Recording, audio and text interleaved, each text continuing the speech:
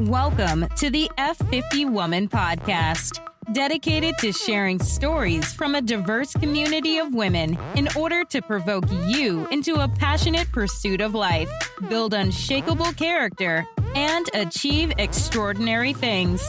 Now, here is your host, Julia Jack. Learning by doing, this young girl was always asking questions. And that habit was the catalyst to her building multiple companies. Contrary to what we think powerful businesswomen do, she made it a point to always discover what made her happy. And when she did, she'd simply shift careers. From human resources to energy to health and wellness venture capital leadership, she's an international leader. But don't be fooled by her resume. Her skills transcend the box of business building. She understands people and is aware of who she is. Take a minute and sit in on this chat with Helen Corey. She's filled with humble confidence, and she's another powerful F50 woman.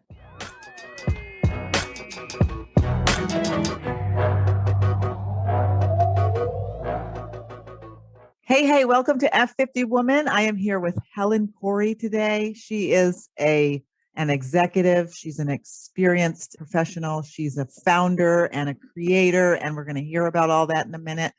And I'm so excited to have Helen here. It's just amazing how we connected. I'm thankful we connected. Helen, welcome, and thank you for being with us. Great. Thank you so much, Julia. Really happy to be here today. It's so amazing to be able to connect with you. I was looking on the website and looking at some of the things you do, and I was like, when could you ever meet such an incredible lady? I'm feeling so blessed today. So this is great. I'm looking forward to hearing about you, your life, who you were, things you've gone through, lessons you've learned, and what you're doing now. So why don't we just start off and talk about you as a younger woman? Tell us about who you were. Right. I think like anybody during your younger years, you're testing your boundaries and you're trying to learn really what kind of gets you out of bed in the morning. And sometimes that's a cup of coffee. Sometimes it's a job, one or the other. But if you can marry both up, that's great. So I really grew up in a sort of small town. I grew up in Wilmington, Delaware, but I really went to a private school, and it was strange actually kind of growing up in a bubble and in that arena, but it really created some fundamentals in learning how to budget your time, the value of education. But I was not a stellar academic. I learned by doing. And learned that early in life, which was really, I think, important for my career. My first job was one I wanted to get when I didn't want my parents to help me get a job. And when I left in high school and into university, I did all my university at night and worked during the day, but I had no skill sets. When you sort of come, you're expected to go on to university and spend your time there. And I didn't have any formidable skills, so I learned to type. And, the old typewriters where you still had to use, whiteout and, carbon paper on, That's right. You had to roll it back in. Yeah. Yes. But I worked actually for a fantastic job. I worked for a U.S. residential real estate firm with like 30, residential people all vying for commissions and stuff. Really learned a lot about human nature and learned a lot about politics and how to manage diversity. And I realized that unless you understood early how to play the game and sort of set your stall out early about what was important to you, that it was quite easy, I think, to get sort of caught in the flow of life. So I began asking questions very early in my career. And I learned that I really like to work with people, and I really liked to build things. I like to create things. And to do that, I learned that you weren't really able to do that by yourself. So you needed to really bring other people along with you. I also learned that if you didn't sort of find your right tribe or find the right people that gave you energy and moved you forward, it could be very detrimental, and you end up making bad decisions or not being able to accomplish goals. So I dug in deep. I grafted early. I finished all my university at night and my graduate school at night. And I ended up just rolling into jobs. I don't think I've ever really applied for a job Wow. in my life past that. And I've either just run into people that have said, oh, I want to work with you. Or I've said, I see a problem in the marketplace and I'd like to do that. So I didn't sort of shy away from asking questions. I really wanted to, be on that business development and sort of that operational side, and really just found myself saying in roles that I had, does this make me happy? And I think that's an important question I've asked throughout my life. Yes. Wow. That's pretty cool. Because who asks that question? I don't know. How much money can I make and how much? Yeah. Exactly. How much can I keep running? Yeah. Exactly. And, and that's hard to do when you're 20, and 20 and into your 30s. I mean, that's really tough.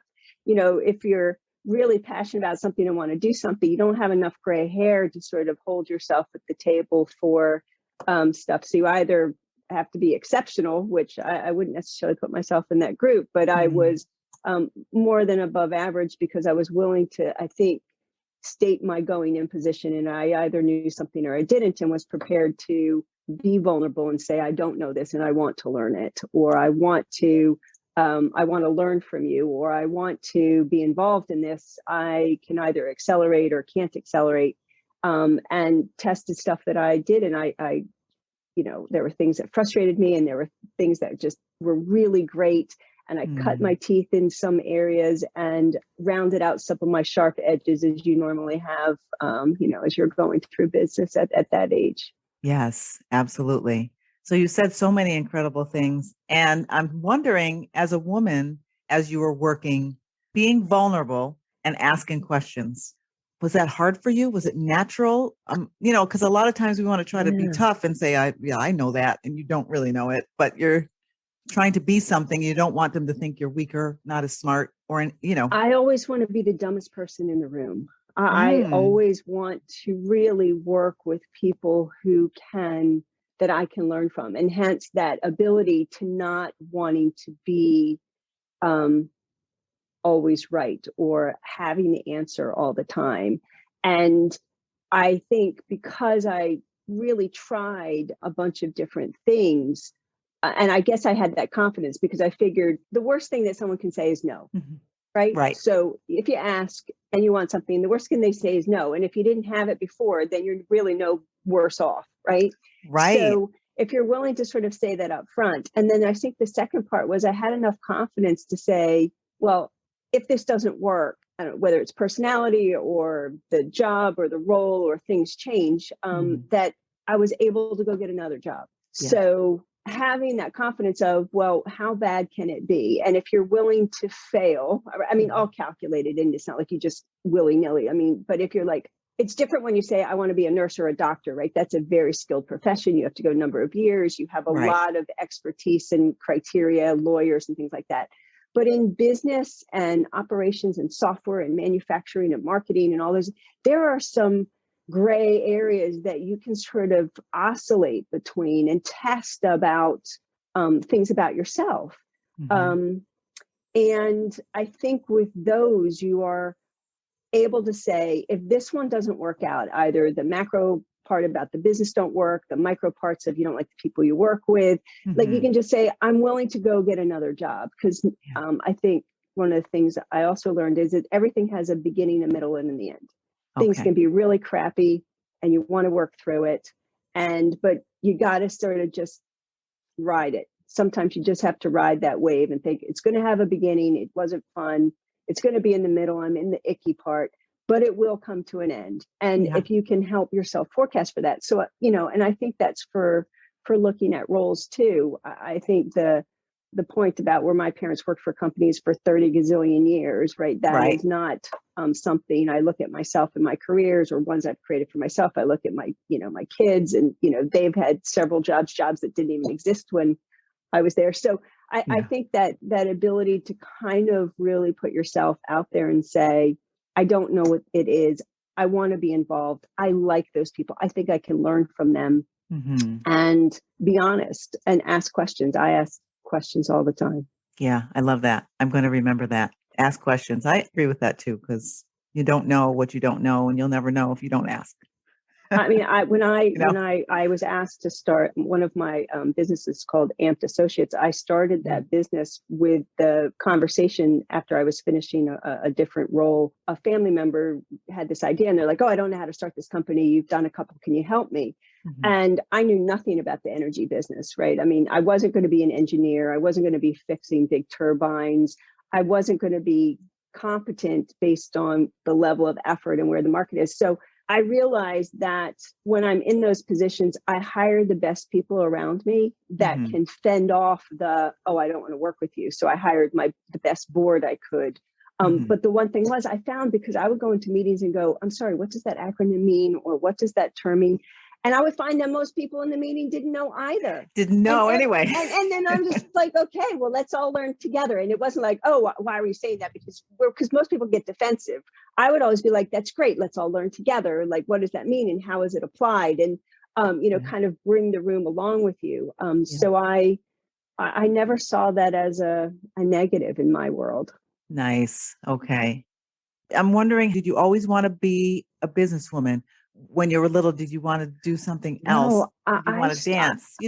Yeah, where did that No, all come I'm from? terrible at any of the arts. I have such an appreciation for those people. Yeah. I don't draw very well. I'm stick Mhm. figures at the best. And I'm sons with, just the little lines, no sort of Right. varying degrees. I'm a basic, picture drawer. I would Right. be horrific on Pictionary. But I Okay. always like to solve complex problems. I mean, in our Mm. family, we always have a puzzle going on the table. How do all the pieces fit together? How do they work? Right. How quick can you do them? How complicated can they be? And that just kind of seems how business is. There's always a problem to solve. So I naturally gravitated. I started Yeah. out in HR and realized that I was not at that age in my 20s. I didn't really get the whole touchy-feely aspect of HR. Wow. And, Okay. this is sort of when working at home was starting. I'm like, well, they tripped inside their home. So it wasn't that I didn't appreciate it, but I'm like, they should be more cognizant. And I gravitated more towards the binary aspect of systems and, big ERP systems and HR, sort of data more than the EI. And I didn't learn an EI piece till very later in life. I wish I had done that earlier, but HR, I loved it because you were just learning about people. It was like a library. It was like, tell me about yourself, right? And you Yes. learn and you could help people grow and you see people do silly things. So that's where I first started. And then I realized that wasn't for me in some Yeah. aspects, but gravitated and pulled the pieces I did like and sort of used that to catapult myself. Nice. Knowing who you are and what you like I think you said that earlier, what makes me happy and Oh, yeah. what fits for me, and don't be afraid to move around. So tell us about who you are now, what you do. It sounds like you've done some really incredible things, and Gosh. we'd love to Yeah. hear what those are. So I've oscillated between having my own companies. I started my first company back in early 2000s and developed an M&A solution for the marketplace. And I was a bit early for sort of the market curve, Mm. but luckily kind of got out of that and then went into larger businesses, running thousands of people in multiple countries. Okay. And every single time I found an issue that either wasn't being addressed, I would start my own company. So I Nice. kind of moved in and out. And then I was in financial services for a good period of my life. And when the sort of bust came within Mhm. the marketplace, I was sort of taking a step back anyway. So I ended up getting into energy, as I said earlier, and that was just bizarre. Creating and building and understanding how energy worked and how people use it and how people literally didn't know how much energy they use and Yeah. how difficult it was. People just assumed you flip on the switch and electricity comes to your house. And, Yes. learning how like the national grids work and really where there's congestion about how energy is delivered. I mean, it was just a fantastic experience. Mhm. And I leveraged that. I met some tremendous people. I had to raise capital in an area I didn't understand. I, had a $10 billion book of business, and ended up kind of selling that off to another business, and was doing sort of large end consulting, going in and turning around companies and things like that. And that just wasn't doing it for me. I wasn't building something. I was helping people save stuff. And, that was making sure that Northern Rock, which was similar to the Lehman's here, they got bailed out by the government, and I sold them back to Virgin Money at the time. And, large, big turnaround chunkies. And that just wasn't doing it for me. And ran into a person haphazardly and ended up really enjoying their company. And I had done some private investing in the health and wellness space over the last couple of years. And we just decided we were going to start a venture capital fund. So I've managed my own money. I've managed, billions in budgets, but never managed a venture capital fund. So we started that process late last year. And we're raising our first fund now to invest in the health and wellness space. And it's fascinating. Yeah. I mean, fascinating being on that side where people are pitching you business. I've been a founder, rolled your sleeves up. What does it really take to do something? And now being able to bring all of those skill sets together and having then that flexibility to actually do the investments, I think is just electrifying for me. Yeah. And that's your company, 8DV? 8 Dimension Ventures. 8 Dimension Ventures. It's and the 8 really dimensions very interesting. Yeah. Yeah. I mean, we, health and wellness, we were trying to figure out what we were going to do with our name. Name is so important. And the 8 dimensions are actually coming out of the academic arena. Okay. In sociology, about how people should be more well-rounded. And we just thought that fit our thesis so well. So thank gosh the name wasn't taken. So here we are. Here you are. Yeah. So it sounds to me like the transitions in your life were really smooth, but I imagine there were some bumps and there were some challenges. Can you share with us what was one of your biggest life lessons through all this? I think my oh my God moment was in my 20s of really watching how other people treat other people, and and what people will do to other people. And that's just kind of not how I roll. So I always held that as a framework for me as I went through my roles. There were certainly highs, lows, worked long hours, slept under desks, the part about, deadlines, pitching for money, not getting, the money that you wanted, running out of money when you're running your business, putting your own money up, all those sort of sit there. But I think as you go through what are life lessons or things that you would pick out of the thorniness of kind of how you build your career and your life. Right. I think there's a couple of things. Is one, really ensuring that you keep a balance. Okay. As I said, you sort of get storm in a teacup, things happen and you're like, oh my gosh, it's over. And, but it'll wash through. But I think that really taking a step back, looking at your stuff objectively is probably the biggest transition for everything. I think the worst thing that happened was a shocker of what people can do to themselves, which then helps you reflect on your own. Was I had a very good friend of mine who ended up terribly getting on drugs and what had sheltered it for quite some time. And, I think all the skills that I've worked through all my year about asking questions and things, when I went to see him and, I knew nothing about drugs or drug treatments or what do you do in these situations, but managing difficult situations, asking all the questions, working through the logical about doing, having to actually discuss horrible things with his family. I mean, all those skill sets that you refine, I think manifested itself in other ways, but probably my biggest transition was not in a business situation. It was personal to say, really need to take a step back and keep an orientation in your own life in a very sort of reflective way, and making sure that you are taking time out for yourself. It's hard to do, and learn the word no. It's your friend. It's the smallest word, but the hardest thing for people to say. Hardest thing for people to say. Yes. Yeah. See, I'm saying it now. Yes. But it is very hard to say. It's very you feel hard. Like you're letting people down, or you feel like they're not going to like you. They're not going to pick me next time if I say no this time. It's the first word I try to teach entrepreneurs to say.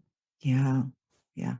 And that you find that they have a hard time saying it in terms of taking work, or even, I imagine, undervaluing themselves in terms of what they're willing to take with price. Well, that kind of stuff. Exactly. And I think saying no to anybody, you hate to say no to your spouse, you hate to say no to your parents, I hate to say no to my kids, and I think where I've gotten to is I carve out an hour every day for myself. It is my hour. There is, and you have to be religious about making sure that doesn't get infringed on. And the reason why I do that and why I'm so pedantic about it is because if you're not prepared to do that for yourself, then you aren't prepared to do it for other things. And I think out of all the things that you have, I have respect for myself first. That's taken a while to do. It's not something you do overnight, I think. But I think the sooner that individuals can take that into practice, it really is a lifesaver, and it provides freedom. Yeah, I love that, because in my house, it's very noisy, and I love just silence.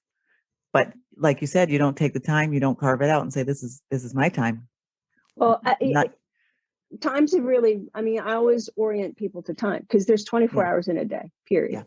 Yeah. And no matter what economic strata you're in, you all get 24 hours. Yes. And the one thing I think, just kind of going a little off piece for a second, but bringing that back in, is the only thing I think that money does is money buys you the ability to reflect and use probably the time probably a little more efficiently, or take longer to make decisions in a more well-rounded kind of way. When you're running, right, then you burn up your time because you're either stressed for cash or whatever. But I think part of being able to say, out of a whole, let's say you sleep 7 hours, and then you're going to be awake for us. So out of all that, in 24, I always say, out of 24, I'm just taking one.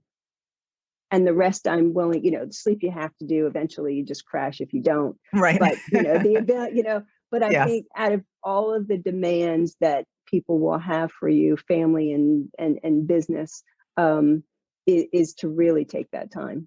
Yeah. Now, during all of this process and these lessons you've learned, even in business, did you have a mentor? Did you have someone to help you? Who did you lean on? Was it purposeful? Yeah. I had great people, because I was never afraid to just go up and ask and say, I have a question, or do you think that you can explain this better to me?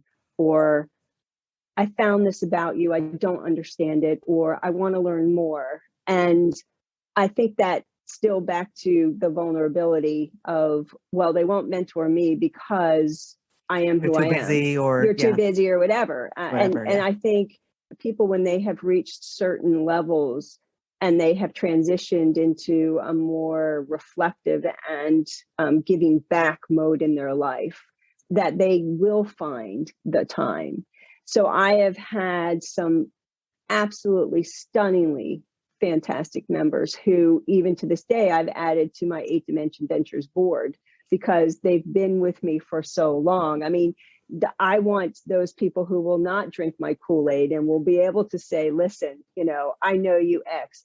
And, some of those people come from really unique environments. One comes from a nonprofit who deals with kids, and kids for me are fantastic to pitch things against you. They just tell you how it is. They just tell you straight. Yeah, they do.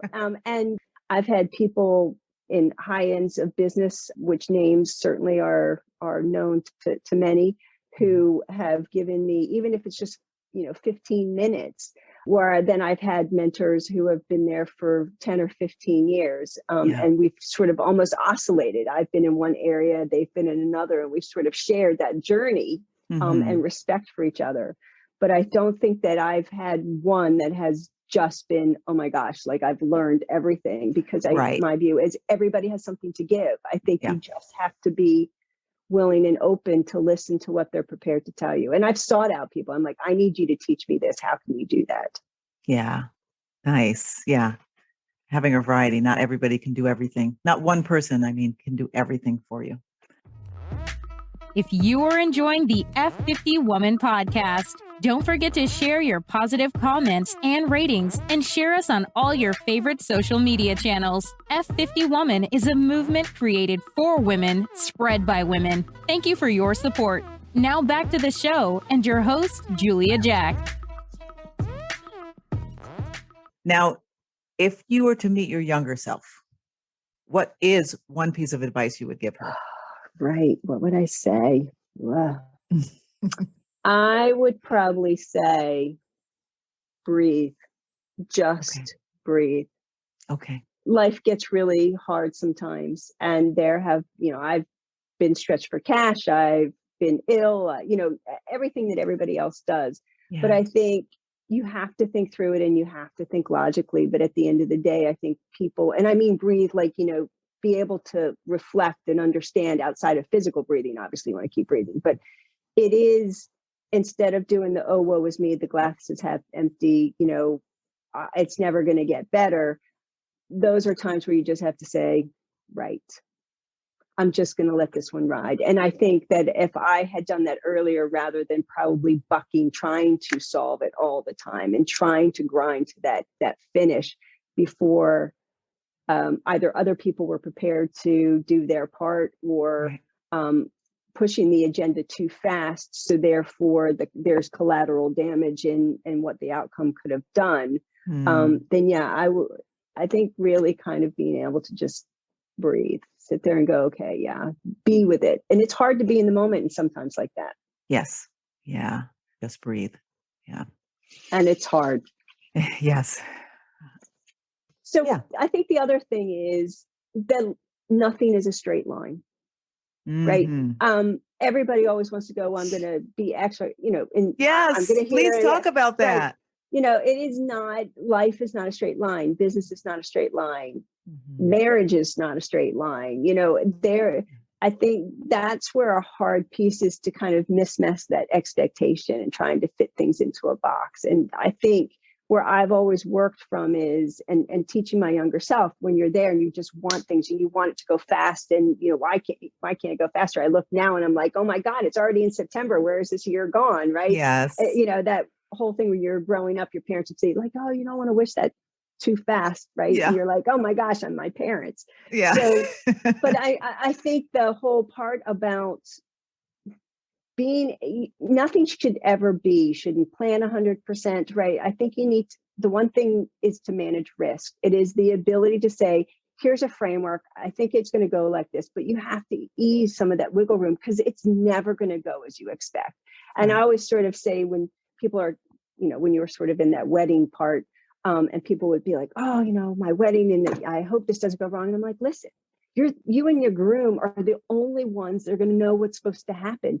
Everyone else is just there to be there for the journey and the experience and be there. And it's never going to go as you expect, right? There's always, something. On my wedding, my dog was the ring carrier and they jumped into the water, right? It just, you're just like, wait, I hadn't planned for that. An one. early example. Yeah. Movie, right. So I think, being able to align and feel comfortable that there's a diversion, and what does that diversion teach you, and how are you going to leverage that, rather than trying to keep, nudging into where it was, where is it going to go? I think is important. So sorry, your next question. No, that's a beautiful one, because boy, did I ever think I had it all figured out until the road started turning, and I'm like, what am I supposed to do? And then you get to the end, to a certain part of the road, and you're thinking, I was supposed to be somewhere else. Yeah. And it can be very frustrating if you don't just realize. I hope everybody hears what you just said, that it's not a straight line.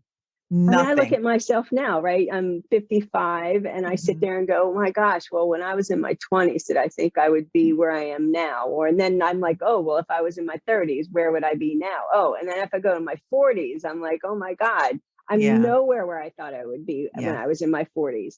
And then in my 50s, I was like, oh my gosh. And, every single decade, people, I think, kind of go, oh my God, I'm going to be 55. What do I do? And I'm like, I'm 55. Look at all the stuff I can do. Right. And having that freedom where you've passed I've got a little gray hair Yeah. and you spend enough time in the industry where you can actually start to pick and choose. And so therefore your straight lines become a little more aligned. You don't have as much variability. But I think the whole aspect of you just have to feel comfortable in your own skin at this age. Yeah. And then when you look back at 20s and 30s and 40s and how you didn't think you'd end up in those places, but it's not all bad. It's No, actually like, wow, I I couldn't have enjoyed made my that up 40s. My myself. 40s Yeah. were great. I Yeah. loved my 40s. I hated Yeah. my 20s.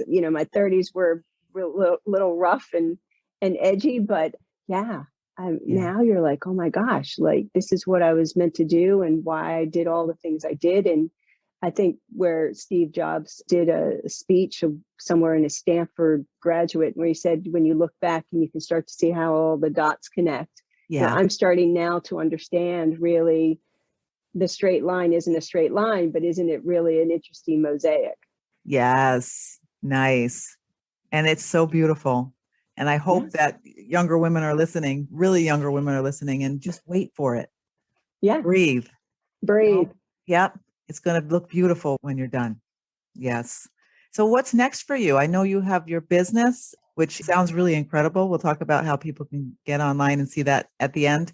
But what else? What I else? have to What's tell next? you, right. So what are you going to do? So I decided at 40, I was going to run a 10K, failed miserably in that attempt. I did run it, but hurt my knee terribly and had a Oh, wow. recovery after that. So you sort of say, well, it was a good try. Yeah.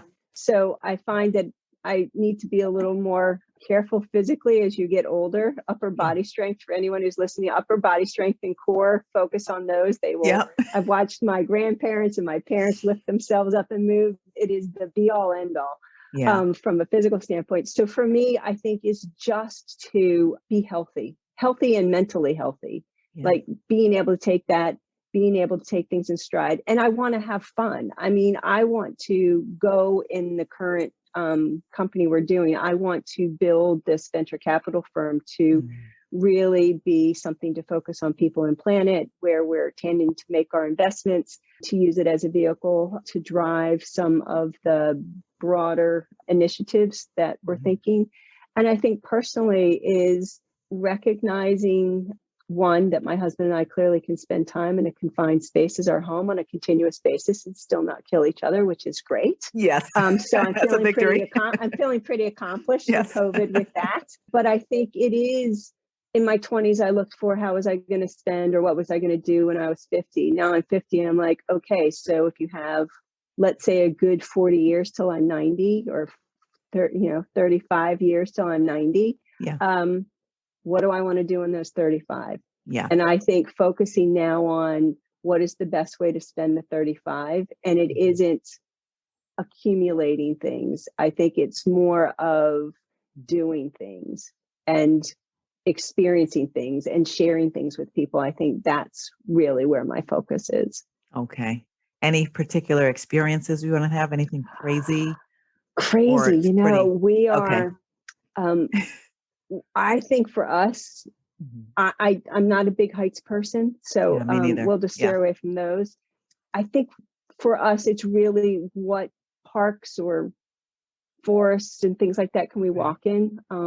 We're just moving back from London and splitting our time between London and the US. So I think our journey over the next 5 years is where do we want to be? I think that's probably the biggest accomplishment. Yes. And enjoying the beauty and the craziness and the simple things like a pathway of trees. Yeah. Well, you can see, I mean, this is someplace where we walk. I know. I was thinking of that when I looked at it. Yeah. That is kind of where I spend my hour, and, no phone, no nothing. I've given up on the, do I need a Louis Vuitton purse and stuff? For me, it is health and time with family and time with my kids. Those are the most important things for me. Yeah. And do you think that our children, our grandchildren will be able to get that earlier? Where you don't need all this. It seems like everybody's looking at everybody else's stuff and how much stuff you have and how cute you look. How can we help them to get that It's just Well, I think being.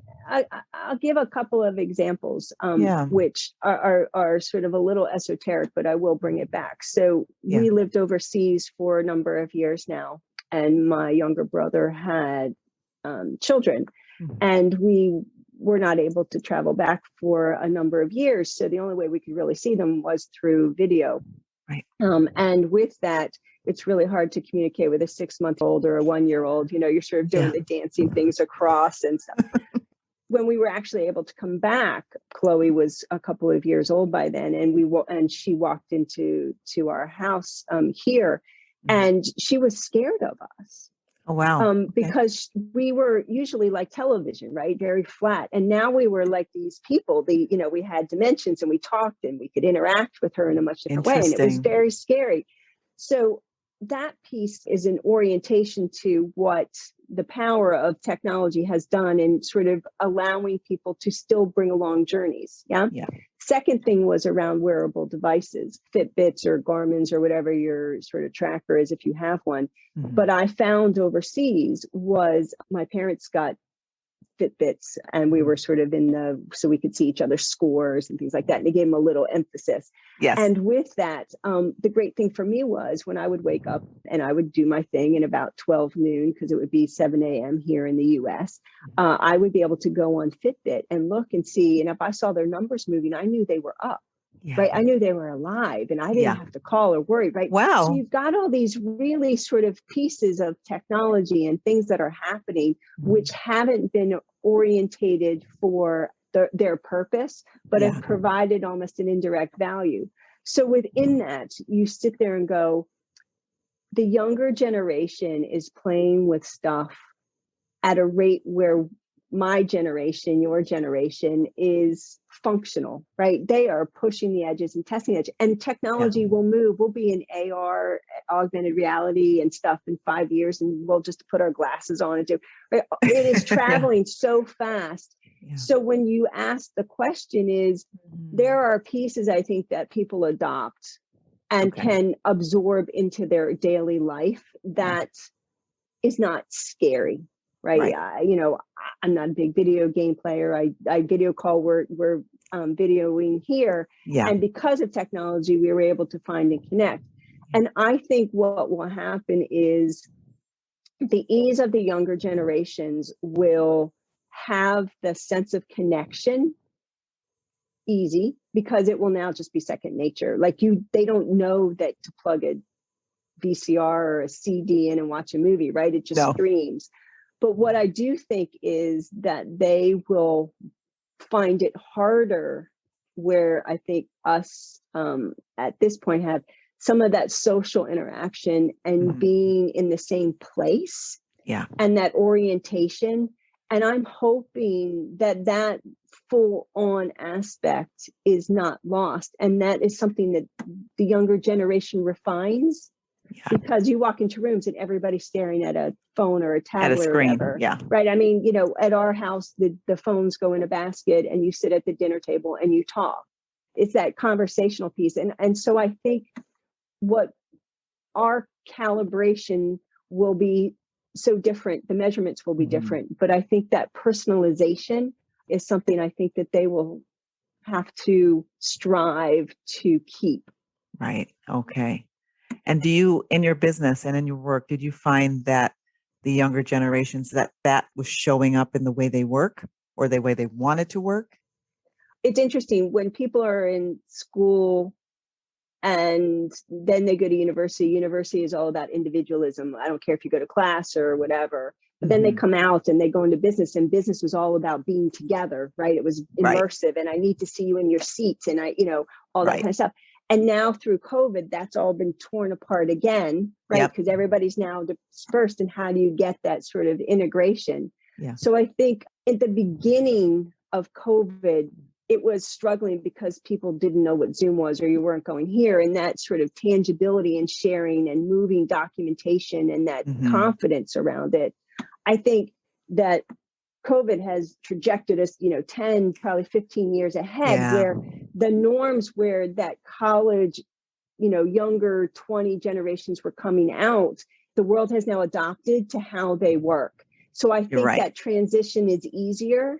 I Right. think it's been harder for our generation to slot into the working method and that marrying of productivity and contribution. And I think we've strived a lot because now the anonymity of whether you're a gender, Mm-hmm. you can have that anonymity and show that you can produce or give the ability of Hey, that's what's a good point. possible that you can do. And so Mm. therefore, if I said I was Joe and I put up an avatar, you don't know until you probably hear my voice, but I can actually demonstrate competence in a way, and you don't know whether I'm young, old. So that anonymity has certainly, I think, required people to reorient their working style and their working orientations and their outcomes much different than before. And I think everybody is learning and becoming better corporate citizens because of that. Wow, that is so interesting. A very interesting perspective in the anonymity and how that affects how we work and how we can work better. That's incredible. That's incredible. I love it. I wrote that down. I'm going to think about that a little bit. I love it because I never thought about it that way. Thank you for sharing that. So what is one book that you would advise all women to read? I would read Soul of a New Machine Okay. by Tracy Kidder. It's an Okay. old book, but it is about the development of the next computer, not next as in next computer, but the next generation of computers with Data General. And it's about how they built the next generation in the basement of Data General. Okay. Because in the cogs and how the corporation was working to actually bring something of innovation to market, they just couldn't get it done. So they created a whole separate team that worked on this particular innovative computer. And it's all about taking risks and managing against change and going for broke and having the right skill sets. And the book opens up with the talk about this guy, and he's on this sailboat and with some people, and there's a really bad storm, and everybody's freaking out because woe was me, the boat's rocking and everything, and this guy just clicks, and he's battening down the hatches, and all the things, and he's just really calm, and he and it sort of then ends at the discussion around sort of this particular storm in this boat, and it's someone says this is a good man in a storm, and he ends up becoming the project manager for this Data General thing, because you need someone who can deal with volatility and bringing things together, and it's just a fantastic book that gives you an orientation to why getting the right teams and why factoring innovation in and thinking and collaborative is important. Very nice. Would you recommend that book to, say, I'm not really into business and I'm not really into management? Would you recommend that book to women who are just wanting to build families or do the touchy-feely stuff, that kind of thing?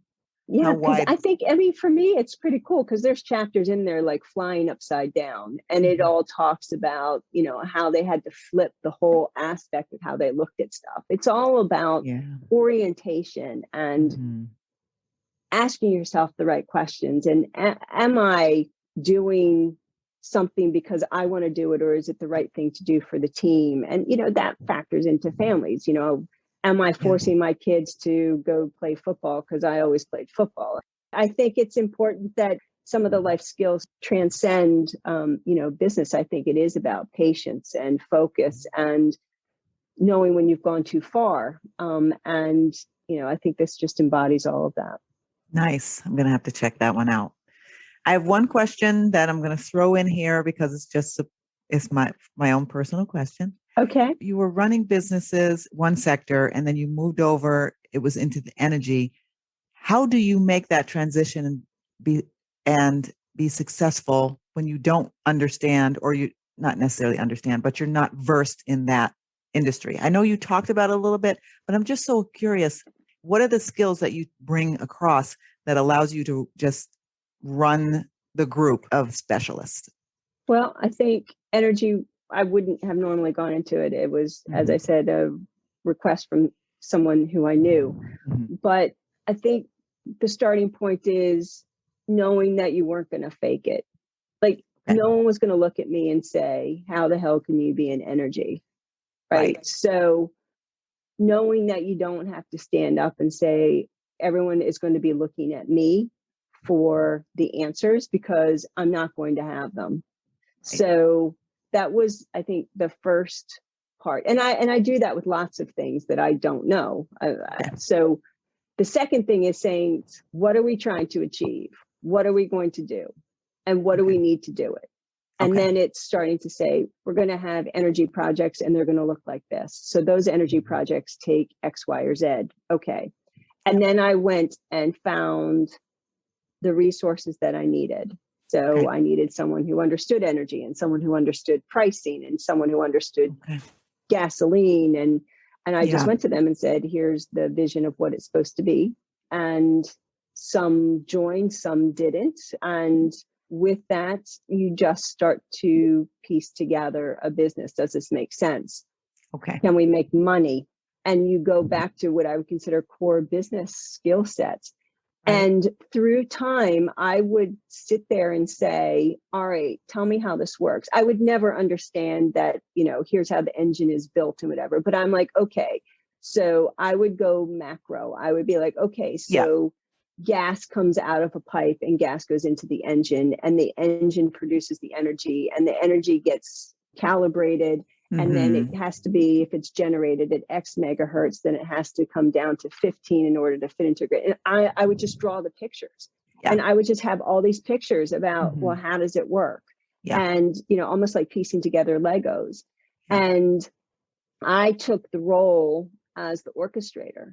I ended up bringing in the expertise or the projects or the project managers and took on the ability then to be the conductor of the business. Okay. Right. And that's what most CEOs, I think, do at the end of the day anyway. They can't know everything. No. And therefore, you have to be broad enough to understand how to mitigate, manage risk, and be prudent about how you spend your money. Right. Okay. I am so inspired by you, Helen. I really am, because I always feel like I need to know everything before I go into a room. And, I'm imagining I'm not alone. So if I wanted to go to an engineering, because I'm an architect, if I wanted to go to an engineering company, well, goodness gracious, I need to get a degree in engineering now or a certificate or something. But it's like you said, you're the orchestrator.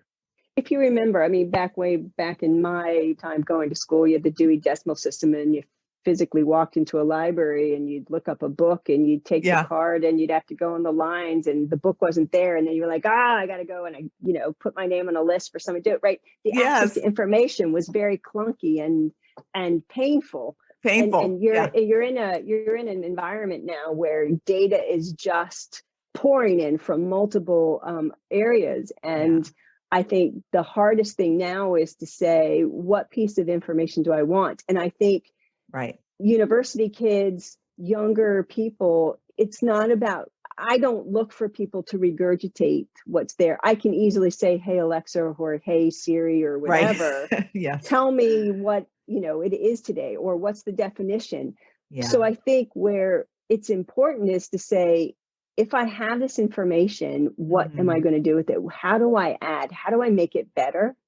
And build on that. And I think that's why the collaborative piece works really well. And I think you have to really be prudent to yourself. And I think you should look at multiple sources of things to look and read and talk to multiple people, right? If you're inside your bubble and everybody's saying yes, right? My spider senses tingle. I need someone who's saying, no, that doesn't work. One of the things that I also can impart for younger people as they're going through business or even in their families is everybody, when they find someone who is anti whatever they're doing, they're, I don't want to go on holiday, or I don't want to do that business idea or whatever. Everyone tries so hard to make that person say yes. Right. And I never did that.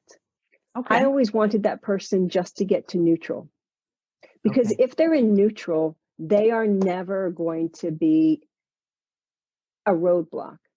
Right. But if you spend all of your energy desperately trying to get someone to say yes, then you will either spend a lot of money, miss a deadline or whatever. And so I think calibrating your people or your business associates or your family or whatever is, you just need to ask them why. What are the drivers that make them that way? And figure out how to just get them neutral. You don't need to be rah-rah and yes, let's go, go, go. You just need to get them to neutral, because then they're just stop being noisy. Yeah. That's a good piece of advice. Yeah. Because we do always want to try to get everybody on that. Woo. Yeah. Everybody's on board. Yeah. Yeah. And I'd be like, All okay, so what? 100%.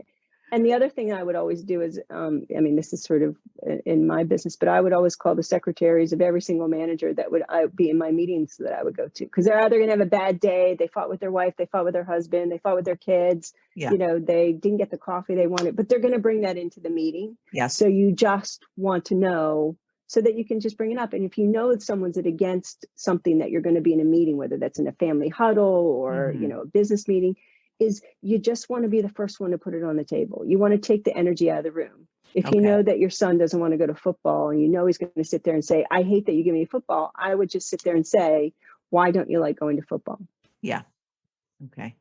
Yeah. So, just tips and tricks to hopefully kind of make that a little easier. You gave a great example with your son. Do you have an example in the boardroom or in the office? Oh my gosh, tons. How would you put something on the table there? Hey, Bill, you had a fight with your wife this morning, and I know you did. So, yeah. I was trying to get this very, very large project across the line. It was double-digit millions, and there was someone who had tried it several years prior, and the project did not get funded. And they did not want the project funded because they weren't the one bringing it to the table. But the things that were different were technology had moved a significant amount. Some of the underlying business decisions that needed to be more aligned had taken place. And some of the macro, the market had shifted. So while the project was supposed to have maybe, put forward 5 years, it wasn't the right time. It was ahead of when it needed to be. So I just happened to be the one that was bringing it forward. And this person was adamant that it was not going to. And they were in a fairly responsible position. So I certainly looked at the 6 degrees of separation and said, all right, who are the influencers that this person talks to, and seeded some of those issues and put some of the objectives that he had been voicing to others. I put them directly in the presentation. I just put them in. And I was just like, here's the reasons why this project should not go forward. Boom, boom, boom, which were all the reasons why he would have said. And then my whole presentation was then around why that probably could be mitigated. It wasn't that it was wrong. It was just, how could it be mitigated? Right. And so when each one of these things were being raised, it took the energy out of that person's sort of lobbing them onto the table. There were a few that, weren't addressed that he did. And also, I have to say, sort of being a woman in the boardroom is sort of very rare and few and far between. So you do have a separate lens on that as well, because you don't want to be seen as picky or, bitchy or whatever. Yeah. So, managing it at an appropriate level. But when you find yourself in those situations, it's really important to keep yourself intact, not to take the bait, and really logically just work through the issues. And I never would argue in the boardroom if there was something raised, and I would do, and they'd like, yep, that's a really good point. Yeah. Something we had considered, something we hadn't considered. Let me take that away and I will come back to you. Okay. And therefore, because if not, it becomes a one-to-one rather than about the issue. It becomes personal. Yes, it becomes personal. And I learned personal never works. So you have to kind of diffuse it. Yeah, because once you get there, it's a whole nother level of resistance. It is, because now you're fighting on two fronts. Right. You're fighting on two fronts. And, that's never good. Yeah. Yeah. Great advice. Thank you so much for being here. Thank you so much for sharing.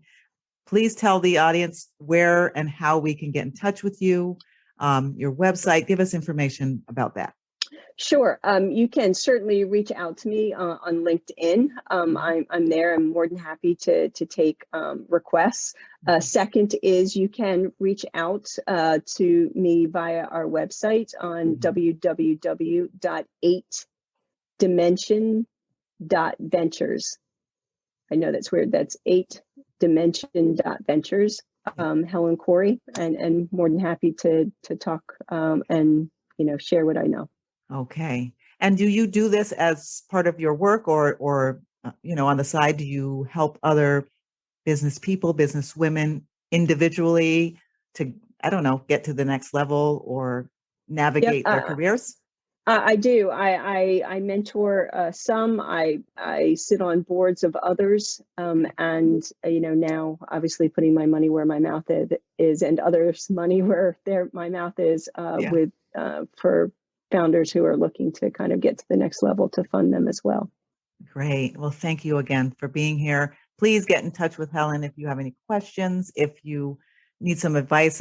I'm telling you, she's just full of experience. And experience is so much better than a book. It's thousands and thousands times better than a book, because you've been there, you've done it, you've interacted with it, and you've gone through it. So thank you again for being here. Julia, my pleasure. Thank you so much. You've been listening to the F50 Woman podcast. Join the F50 Woman movement and this diverse group of voices to help change the world one woman at a time. Why should you join at your age? Because we're not done yet.